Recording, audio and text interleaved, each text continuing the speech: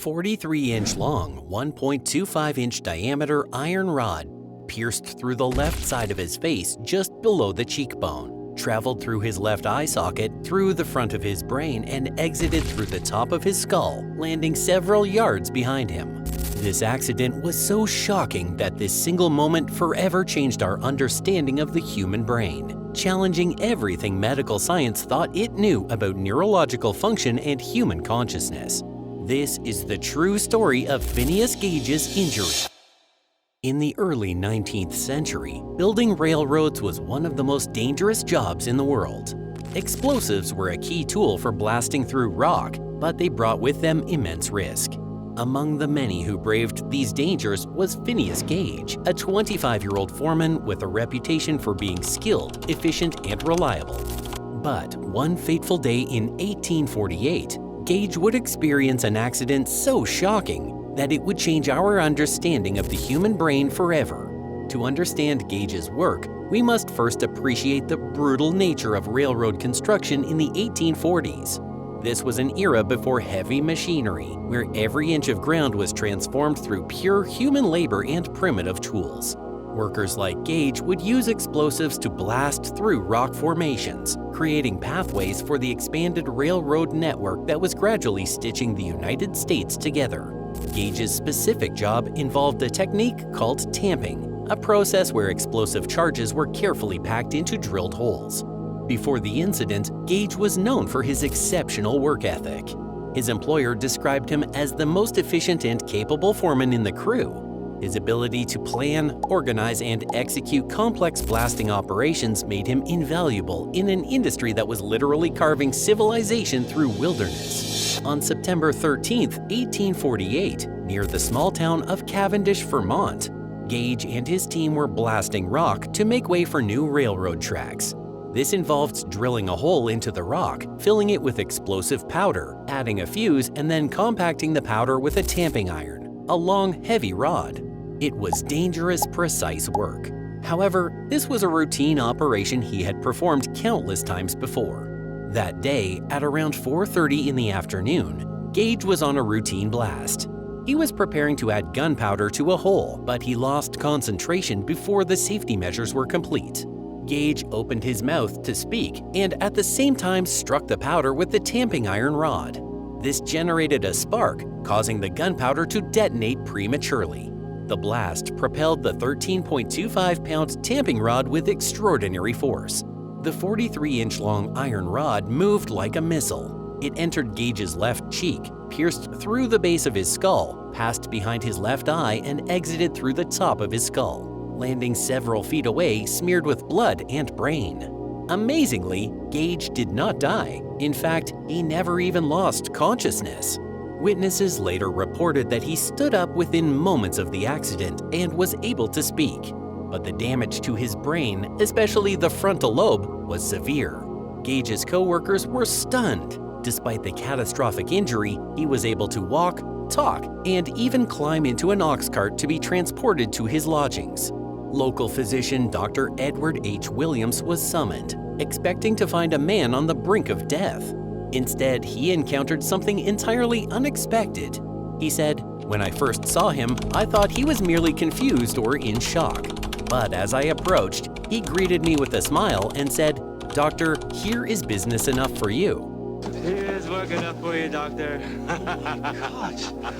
Gage's injury was bizarre and unpleasing.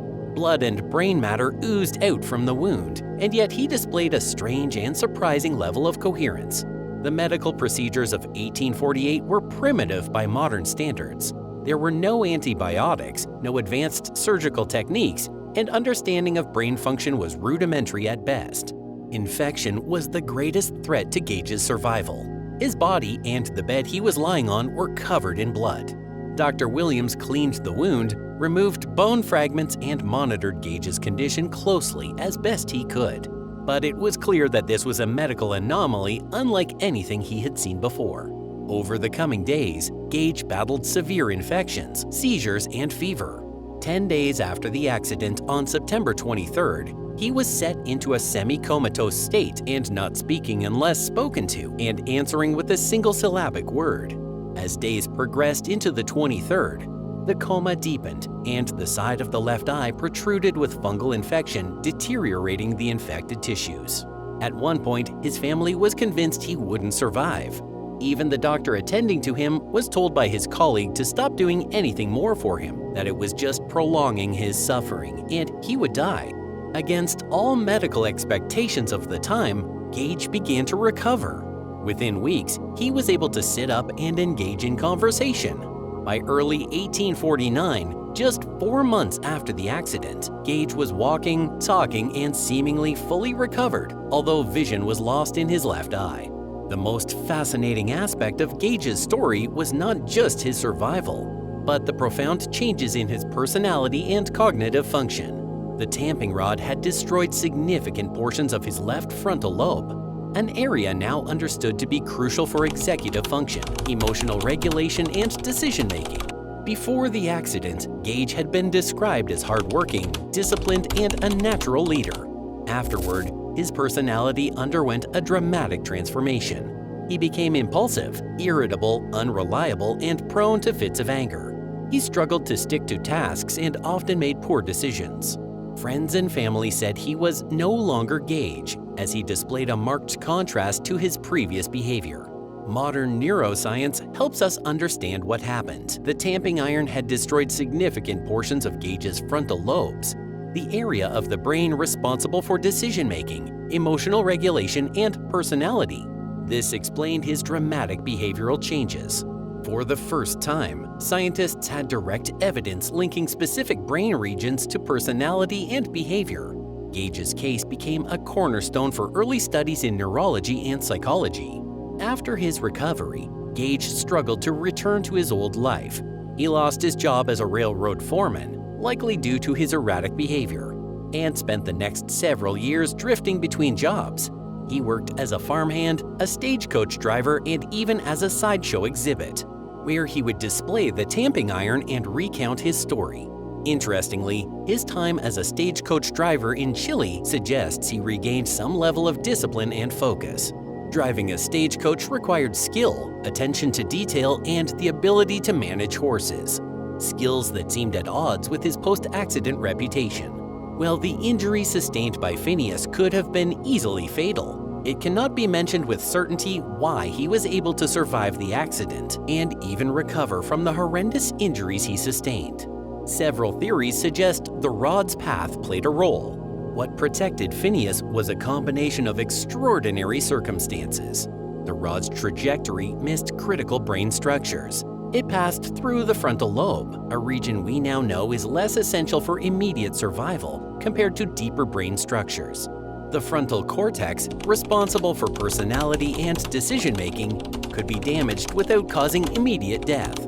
The brain's remarkable plasticity and the precise angle of the wound, his skull's thick bone structure, his robust health as a physical laborer, and the clean nature of the wound all combined to his initial survival.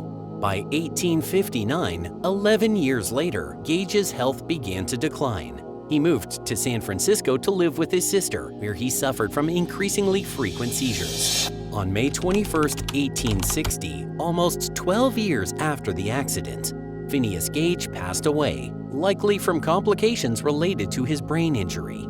He was just 36 years old, but his story was far from over. Today, Phineas Gage remains one of the most famous case studies in medical history. His skull and the tamping iron are preserved at Harvard Medical School, where they continue to inspire research into the brain's resilience and complexity. Gage's accident and survival taught us that the brain is both fragile and adaptable. His case paved the way for groundbreaking research into brain function, trauma recovery, and the connections between brain structure and personality. Phineas Gage may have lived a short and tumultuous life, but his story left an indelible mark on science, reminding us that even in tragedy, there can be profound discovery.